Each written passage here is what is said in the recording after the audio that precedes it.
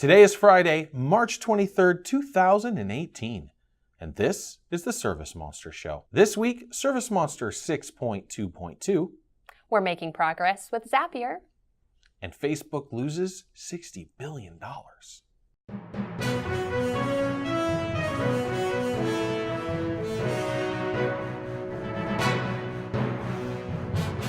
This week in social media. So, in case you can't tell, Pennsylvania, first day of spring was this week.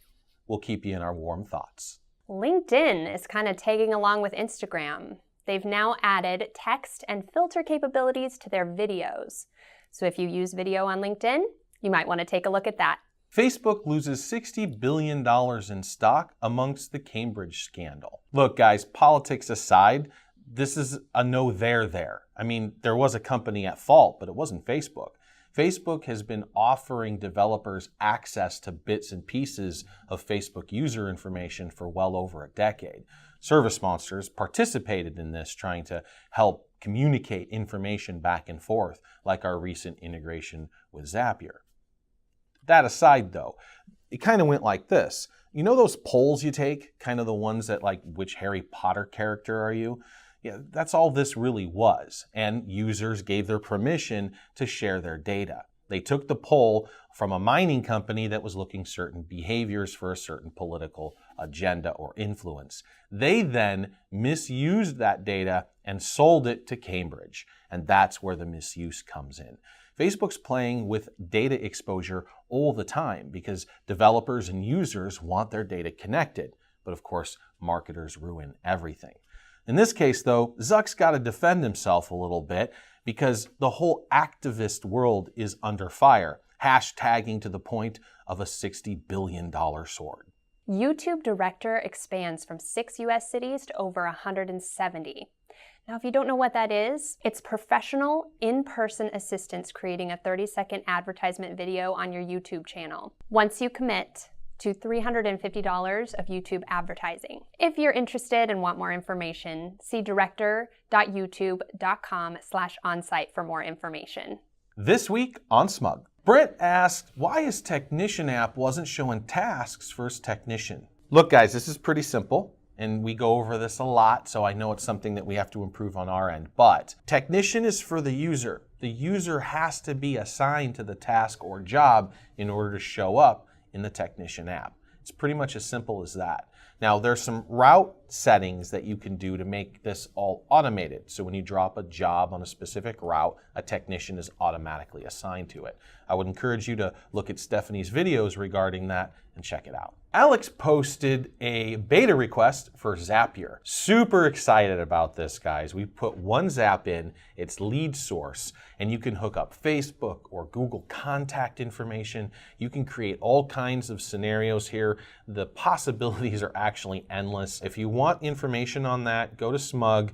If you're in, if you're not, send me a request and ask Alex to be part of the beta. Shelly asks where she would go about deleting a specific account type. Now, in the settings of ServiceMonster 6, in the pick list option, there is a list of all of your pickable lists, all of your drop-down lists, the options therein. So if you needed to add or edit or delete some values from there, that's where you go find it.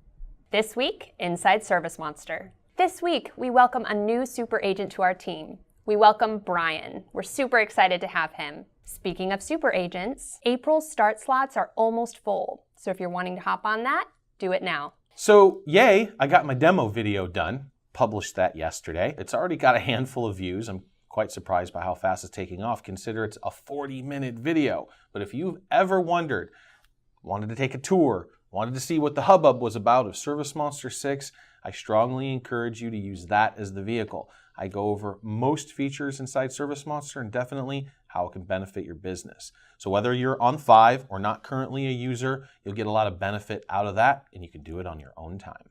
Interviews are almost done. We've got some amazing candidates for the sales manager position, so look for a decision next week.